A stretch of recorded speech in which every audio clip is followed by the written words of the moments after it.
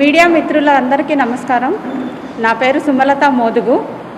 నేను సాఫ్ట్వేర్ ఇంజనీర్గా వర్క్ చేస్తున్నాను. నాకు జనసేన పార్టీ స్టేట్ సెక్రటరీ అయిన బేతపూడి విజయశేఖర్ అనే పర్సన్ నాకు అక్టోబర్ 11, 2021లో పరిచయం అయ్యాడు. మా నేటివ్ ప్లేస్ వచ్చేసి మంగళగిరిలో నేను కరోనా టైంలో వర్క్ ఫ్రమ్ హోమ్ ఉండగా అతను పరిచయం అయ్యాడు.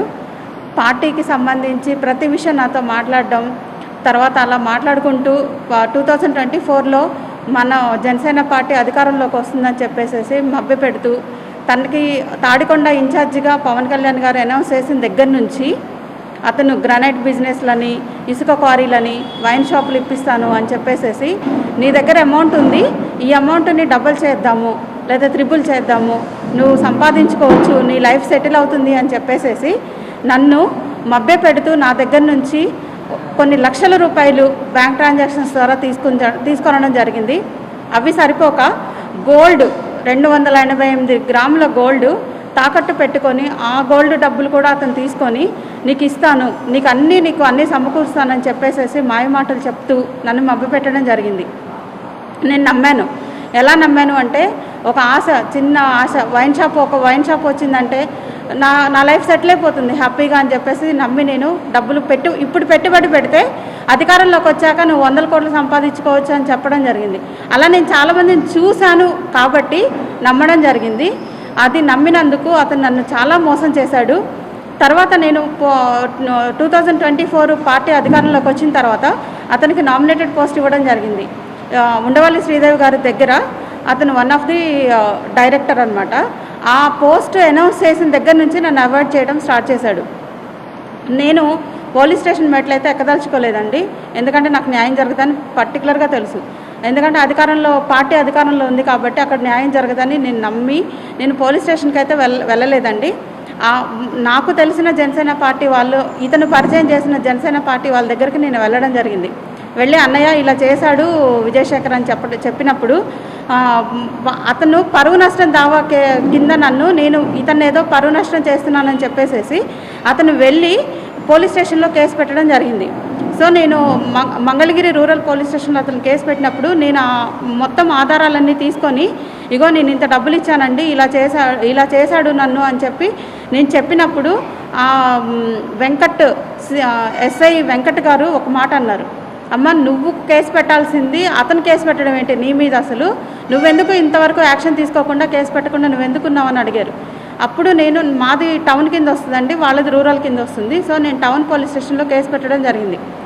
అప్పుడు కేసు పెట్టినప్పుడు చాలామంది చాలా రకాలుగా నన్ను ఎలిగేషన్స్ తీసుకొచ్చి, నువ్వు ఇన్ని డబ్బులు ఎలా ఇచ్చావు, ఎందుకు ఇచ్చావు, ఇలా నన్ను ఇచ్చేసేసి దాన్ని ఇన్ఛార్జ్ గారి దగ్గర దాకా తీసుకెళ్ళడం జరిగిందండి. చిల్లపల్లి శ్రీనివాస్ గారి దగ్గర దాకా జరిగింది ఈ కేసుని. అప్పుడు తీసుకెళ్ళినప్పుడు చిల్లపల్లి శ్రీనివాస్ గారికి ప్రతి విషయం తెలుసండి. నేను ఎంత డబ్బులు ఇస్తున్నానో, ఎలా చూసుకుంటున్నాను అనేది ప్రతి విషయం అతనికి తెలుసు. అతను ఏమీ మాట్లాడకుండా నువ్వు వెళ్ళి నేను సిఐ వినోద్ కుమార్ గారికి చెప్తాను, నువ్వు వెళ్ళి అక్కడ ఉండు అని చెప్పారు సార్.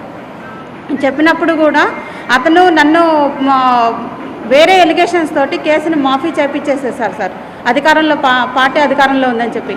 నేను పిడిగారి ప్రసాద్ గారి దగ్గరికి వెళ్ళాను, కళ్యాణ శ్రీనివాస్ గారి దగ్గరికి వెళ్ళాను, తర్వాత వేములపాటి అజయ్ గారి దగ్గరికి వెళ్ళాను, తర్వాత నాదెళ్ల మనోహర్ గారు, పవన్ కళ్యాణ్ గారు తప్ప జనసేన పార్టీలో ఉన్న ప్రతి ఒక్క నాయకుడి దగ్గరికి న్యాయం కోసం వెళ్ళానండి.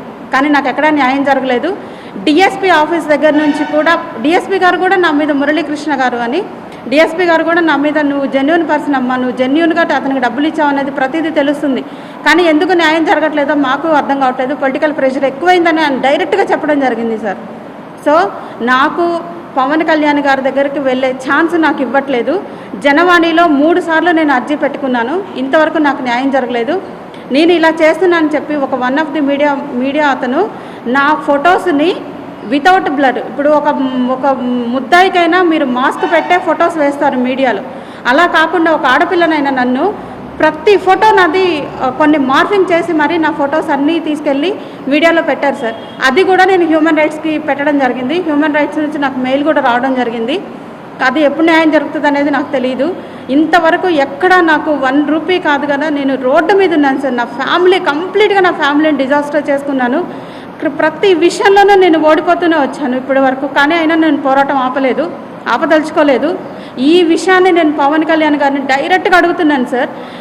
ఏమని అడుగుతున్నానంటే, ఆడపిల్లకి అన్యాయం జరిగితే 5 నిమిషాల్లో వచ్చి నీకు న్యాయం చేస్తా అన్న మనిషి ఇంత జెన్యూన్గా నేను మాట్లాడేటప్పుడు పవన్ కళ్యాణ్ గారు ఇంత జరుగుతున్న ప్రతి ఒక్కరికి, ప్రతి నాయకుడికి తెలిసినప్పుడు పవన్ కళ్యాణ్ గారు ఎందుకు రియాక్ట్ అవ్వట్లేదు? పవన్ కళ్యాణ్ గారి దగ్గరికి నేను వెళ్ళాలని నేను ఆశపడుతున్నాను సార్. ఎందుకంటే ఆయన ఒక్కడే నా గోడు, ఆయన ఒక్కడే నాకు న్యాయం చేస్తారని ఒక నమ్మకంతో నేను మీడియాని ఆశ్రయించాను సార్. మీడియా ద్వారా ఒక్కటే కోరుకుంటున్నాను సార్, నాకు న్యాయం జరగాలి. నేనైతే జెన్యూన్, ఇందులో ఎలాంటి ఇల్లీగల్ రిలేషన్స్ కానీ లేకపోతే ఇంకోటి ఎలాంటి తప్పులు లేవు సార్. ఒక మనిషిని నమ్మడమే నేను చేసిన తప్పు.